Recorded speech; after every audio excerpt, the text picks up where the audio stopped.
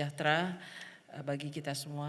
Yang terhormat Bapak Susilo Bambang Yudhoyono, Pak Agus, dan Ibu, Pak Edi Baskoro dan Ibu, dan tentu seluruh pengurus dan pejabat dari TYI, dan excellencies, fellow panelists, dan tentu bapak-bapak dan ibu-ibu dari segala macam stakeholders yang hadir pada pagi hari ini. Kami ada sedikit presentasi tapi nggak tahu apakah bisa ditayangkan. Kalau ya, singkat saja, sebetulnya memperkuat apa yang tadi sudah disampaikan baik oleh Pak AHY maupun Raden maupun Bapak Khairul Tanjung pada barusan tadi. Pertama, yang saya ada 3 hal yang saya ingin sampaikan. Pertama, memang kita sibuk membayangkan Trump, tarif dan seterusnya. Tapi kita tidak boleh melupakan bahwa secara garis besar masih banyak masalah yang kita hadapi. Masalah lain global yang kita hadapi. Next slide, ini gambaran besarnya. Yang pertama tentu pertumbuhan dunia sebetulnya pasca pandemik sudah melamban, dan sekarang apalagi dengan ketidakpastian yang timbul, dan tadi pagi atau kemarin dulu salah satu Fed chairman dari New York sudah membicarakan inflasi akan 4%, pertumbuhan Amerika bisa hanya 1%, unemployment bisa naik, dan tentu China dan global economy akan terpengaruh. Dan kita sudah lihat dampaknya kepada stock market dan bond market.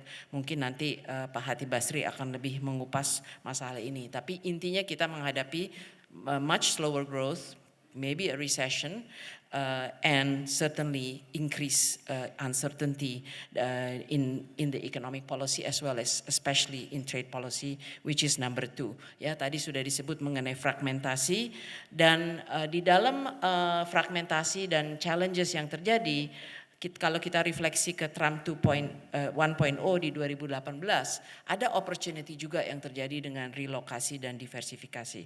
Saya akan lebih banyak membahas ini di slide-slide berikutnya.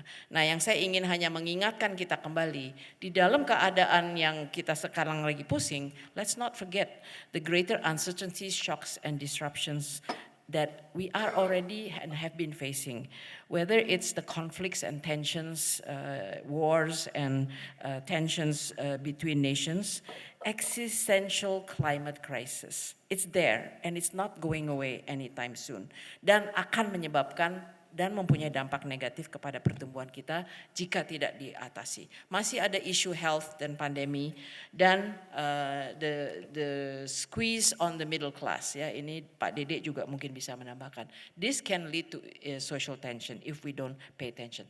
Ini masuk kategori traditional dan non-traditional security issues, which is very much linked to the economic issues. Jadi mungkin nanti di sesi kedua saya harapkan ini juga bisa di-address, karena ini tetap memerlukan international and regional cooperation.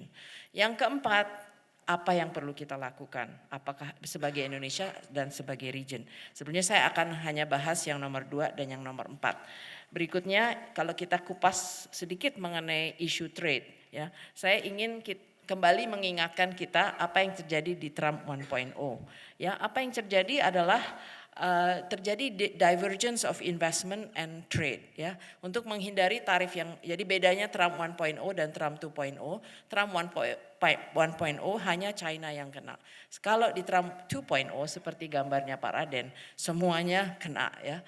Jadi di dalam hanya China yang kena, beralihlah ke negara lain untuk menjual ke pasar Amerika. Tapi apa yang terjadi, yang paling banyak mendapat manfaat adalah Taiwan, Korea, Vietnam, dan Meksiko. Negara lain di ASEAN, Thailand dan Malaysia, and to some extent Indonesia. Jadi apa yang terjadi adalah meningkatkan ekspor kita ke Amerika naik, tetapi import kita dari China juga naik. Karena itu bagian dari yang disebut sebagai connecting country. Kita mengconnect ke supply chain-nya China. Ini lebih jelas di slide berikutnya. Intinya apa yang terjadi adalah lengthening of the supply chain yang menjadi tanda signal bahaya mengapa semuanya kena sekarang. Dan yang pertama kena adalah Meksiko, dan yang menjadi attention adalah Vietnam. Karena dianggap ini adalah transshipment walaupun ada relocation dan ada manufacturing yang terjadi. Jadi lengthening of supply chain and linking to China in the first Trump 1.0 menguntungkan. In the second Trump 2.0 ya hati-hati karena itu juga menjadi tanda dan menjadi alert bagi kacamata Amerika. Tadi sudah dibahas mengenai fragmentation dan the cost of fragmentation dan seterusnya. Mungkin saya ke slide berikutnya. Inilah yang secara summary bagaimana dampak semua ini kepada untuk Trump 2.0 yang akan terjadi kepada ASEAN dan negara-negara kita dan negara-negara ASEAN yang lain. Yang menarik di dalam Trump 2.0 semua negara ASEAN kena.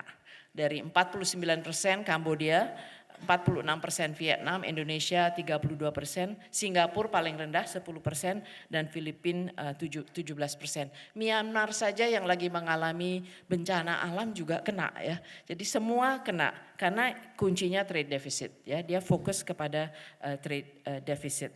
Dan yang paling benefit dari third country relocation tadi yang surplusnya paling besar Vietnam dan Thailand ya.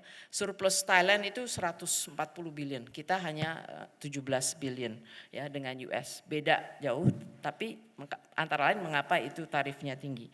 Dampaknya kepada growth, trade and our prospect for growth itu akan berbeda tergantung dependence kita kepada trade to GDP ratio yang ada di paling bawah kanan, di mana Vietnam, Kambodia dan Thailand, Vietnam, Kambodia, Malaysia yang trade to GDP-nya tinggi ya, dan Indonesia rendah. Jadi maka itu tadi Pak Hairul mengatakan dampak ke Indonesia mungkin relatively less dibanding dengan negara lain dan dependensi kita kepada US exports.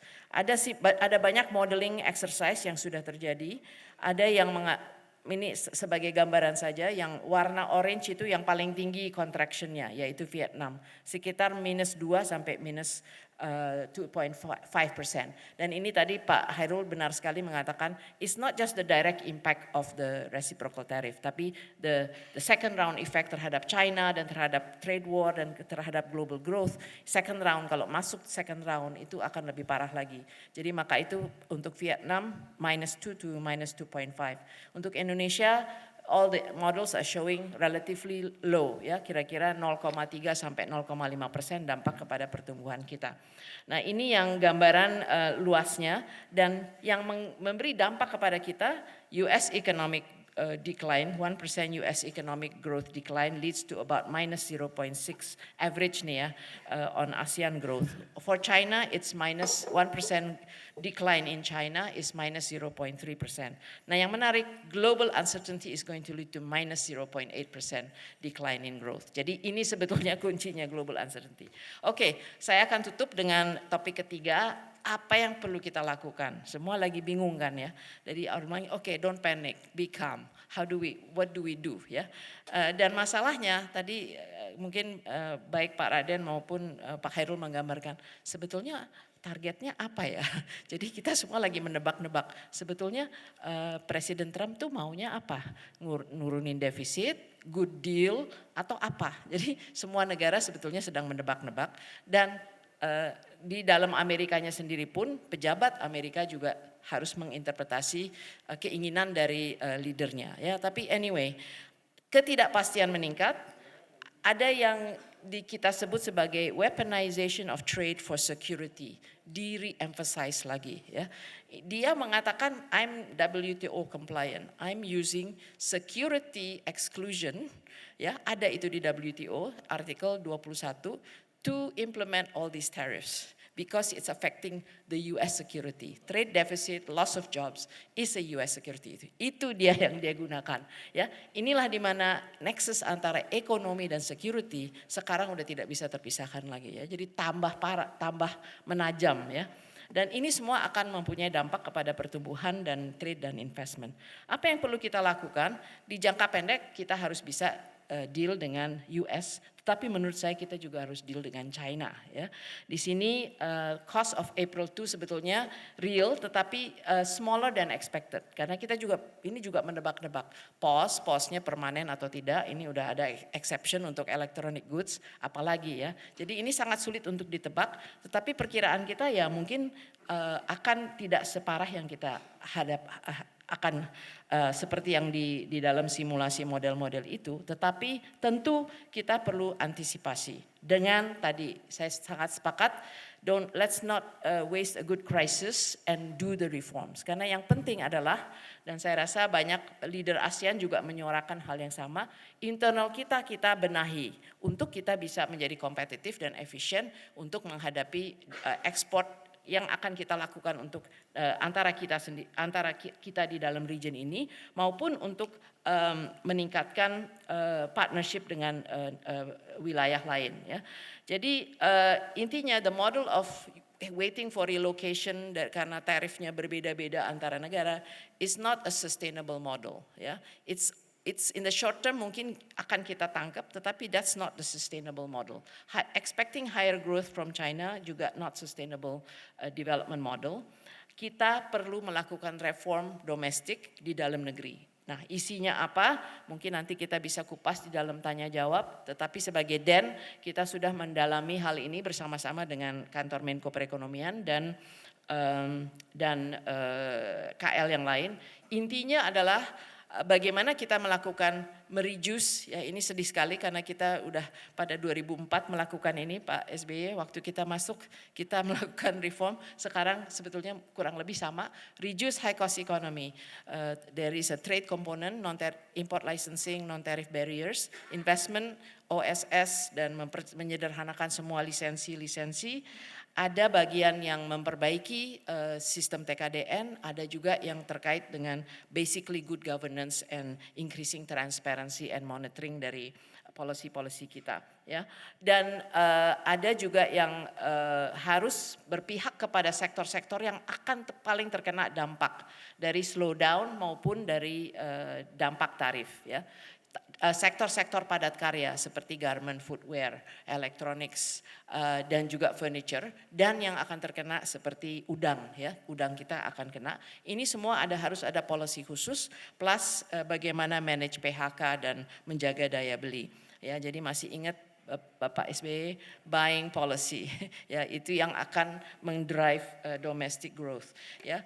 Finally, sorry maybe I'm exceeding my 10 minutes but just finally on ASEAN, kita perlu melakukan diplomasi dan forward looking engagement not just with the US but also with China.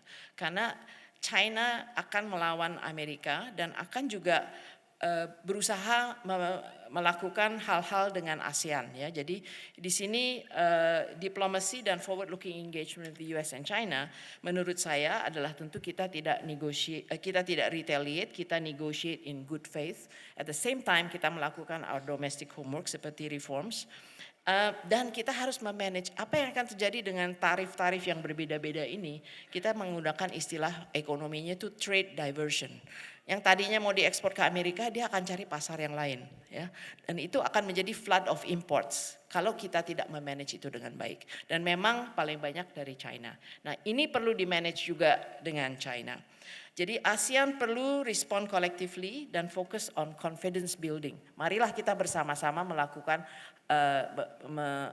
reinforce our WTO commitment to rules-based trading system. Kita sama-sama melakukan domestic reform dan kita sama-sama memperkuat region kita. Dan ini sudah ditunjukkan dengan dual diplomacy dari Pak Prabowo maupun statement-statement yang baru ini keluar dari ASEAN Economic Ministers. Dan we also should avoid doing protection and increasing protection, what we call beggar thy neighbor policies.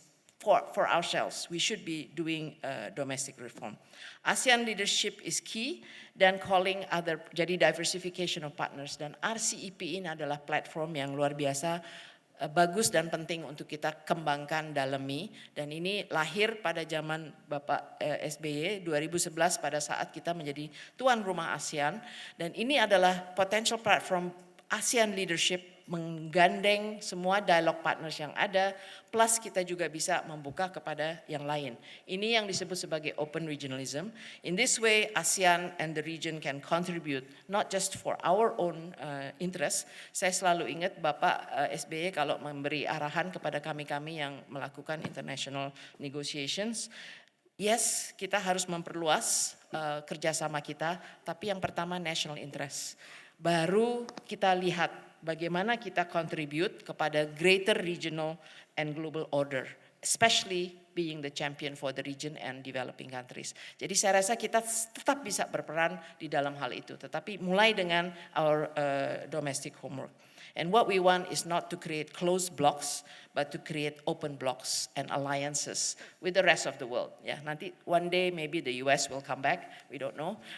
We open kalau US mau kembali join. Terima kasih.